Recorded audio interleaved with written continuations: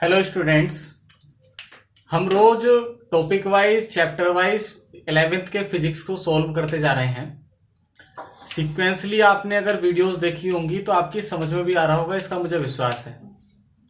अगर आपको कुछ कठिनाई आ रही है, एक बार आप सीक्वेंसली वीडियो देखिए और सेल्फ नोट्स के जरिए आप ट्राई कीजिए तो आपको जरूर समझ में आएगा। उसके बाद भी कोई प्रॉब्लम आती है तो आप पूछ सकते हैं। अब आज का टॉपिक है चैप्टर नंबर 4, समतल में गति, मोशन इन प्लेन्स। समतल में गति पढ़ने से पहले कुछ राशियों के बारे में हम पढ़ेंगे, क्योंकि इस चैप्टर में राशियों का ही मेन रोल है। आपके अभी तक जितने चैप्टर हुए उसमें राशियों को ही हमने पढ़ा, यहां भी राशि पढ़ेंगे, लेकिन उनमें एक छोटा सा अंतर है, वो क्लियर कर लेते हैं। भौतिक राशियां, फिजिकल क्वांटिटीज हमने 2 पार्ट्स में डिवाइड की थी, मूल राशियां, व्युत्पन्न राशियां। मूल राशियां जो अपने आप में स्वतंत्र थी, जिनकी क्वांटिटी 7 थी। व्युत्पन्न राशियां जो उन 7 से बन रही थी, ये बहुत एक तरह से मतलब बहुत लंबी सीरीज में है। हम इनसे मूल राशियों से कितनी भी व्युत्पन्न राशियां बना सकते हैं। इस चैप्टर में जो हम आगे पढ़ने जा रहे हैं उसके लिए भी हमने कुछ अलग अलग पार्ट्स में राशियों को बांटा है। एक पार्ट है उसका सदिश राशियां और एक पार्ट है उसका अदिश राशियां। सदिश राशियां मतलब वेक्टर क्वांटिटीज, अदिश राशियां मतलब स्केलर क्वांटिटीज। वेक्टर मतलब दिशा और परिमाण दोनों जिसमें होते हैं वो हमारी वेक्टर क्वांटिटीज, और केवल परिमाण जिसमें होता है वो हमारी स्केलर क्वांटिटीज। दिशा डायरेक्शन आप जानते हैं, परिमाण मतलब न्यूमेरिकल वैल्यू।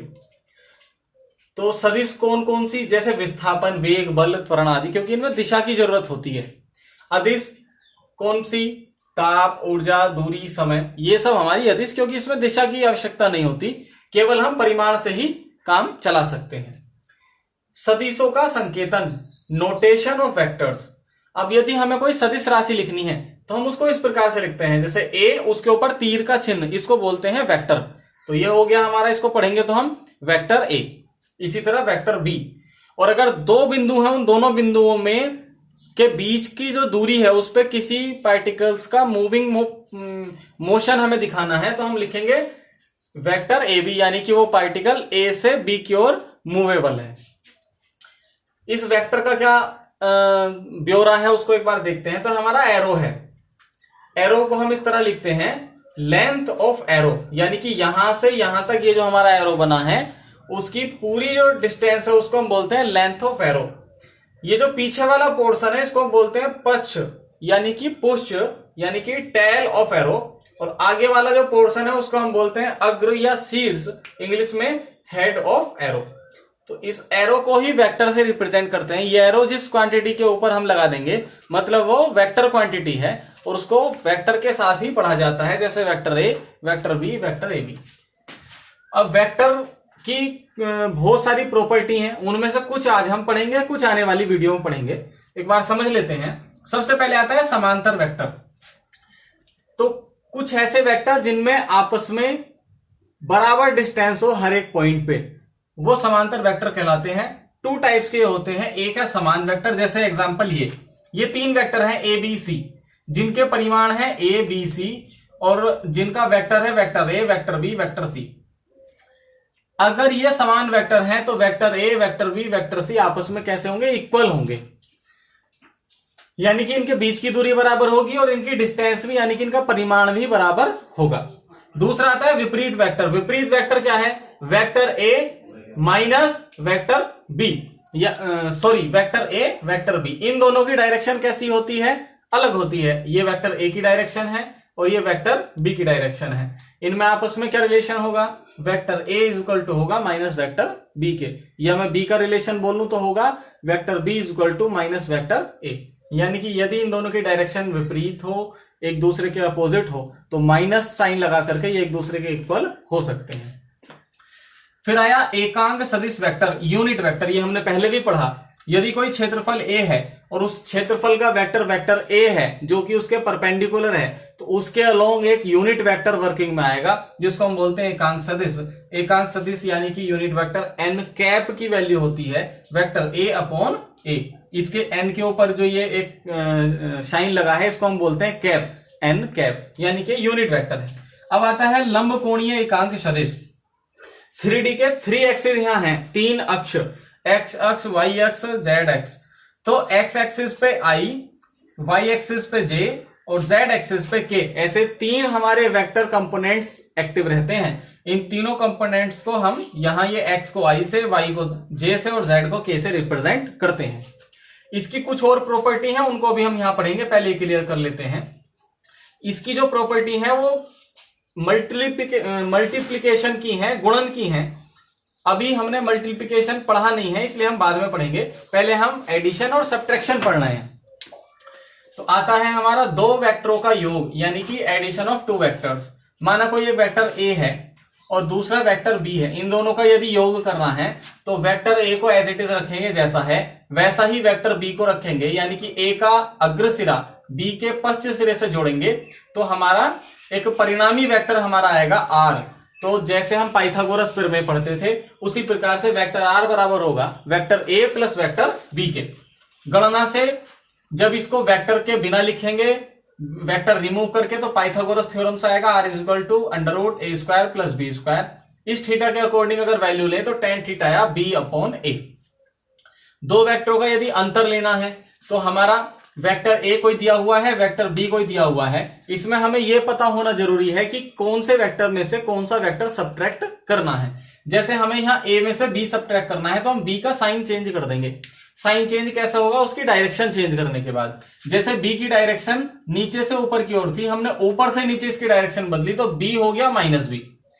अब हम वैसा ही बनाएंगे, ए वैसा ही रखा, ए के पिछले भाग अगले भाग से बी का पिछला भाग जोड़ा, एक परिणामी वेक्टर खींचा जो वेक्टर कहलाया आर।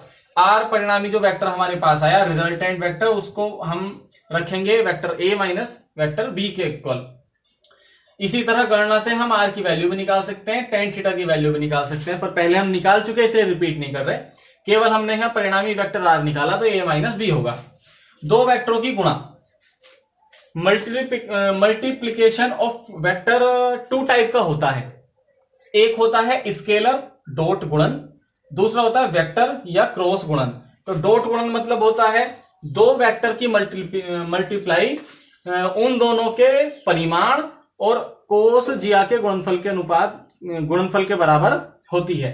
जैसे वेक्टर ए है, वेक्टर बी है, तो ए का परिमाण, बी का परिमाण और उसकी कोस जिया यानी कि कोस थीटा या कोस एक्स के मल्टीप्लाई के बराबर होता है। उसके बाद आया वेक्टर क्रॉस गुणन।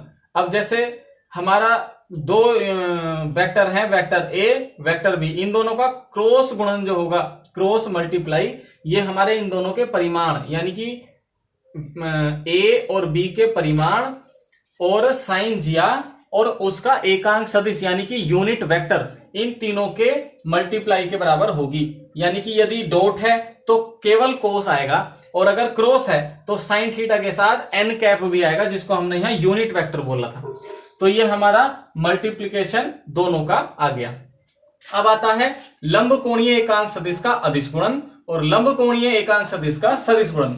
अगर अदिश गुणन है, अदिश मतलब डॉट, ये हमने यहां पढ़ा। यदि डॉट वाला है तो आई आई होगा 1, जे जे होगा 1, के होगा 1, आई जे होगा 0, जे के होगा 0, के आई होगा 0।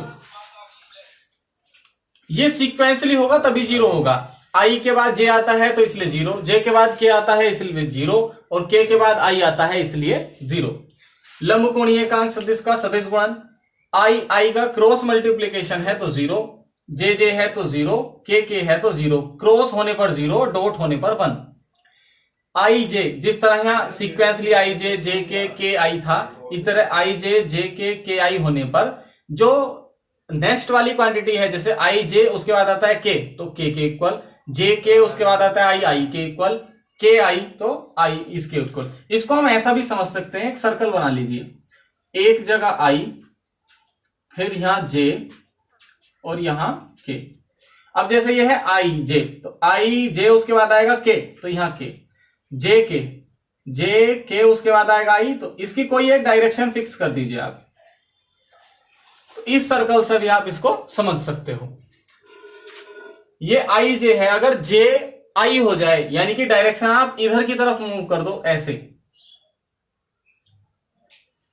तो क्या होगा, तो माइनस का हो जाएगा। जैसे आई जे के था तो यहाँ जे आई माइनस के हो जाएगा, के क्रॉस जे माइनस आई हो जाएगा, आई क्रॉस के माइनस जे हो जाएगा। इस टाइप से आज हमने कुछ वेक्टर क्लियर किए, कुछ राशियां पढ़ी, सदिश अदिश बहुत इंपॉर्टेंट टॉपिक है वो पढ़ा। अभी ये फिनिश नहीं हुआ, अगली वीडियो में हम इससे आगे का पढ़ेंगे। आज तक जितना पढ़ा उसको एक बार ध्यान से देखेंगे, सेल्फ नोट्स बनाएंगे तो आपकी पढ़ाई जो है वो सक्सेस होगी। सारा एक दिन में इसलिए नहीं कराया क्योंकि बहुत टाइप के वेक्टर्स हैं, आपस में कंफ्यूजन हो जाएगा।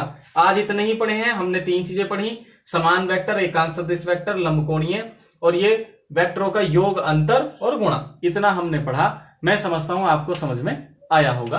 आज ये हमारा 4th चैप्टर था और हमारी 5वीं वीडियो आज थी। अगली वीडियो में इससे आगे का हम पढ़ेंगे। धन्यवाद।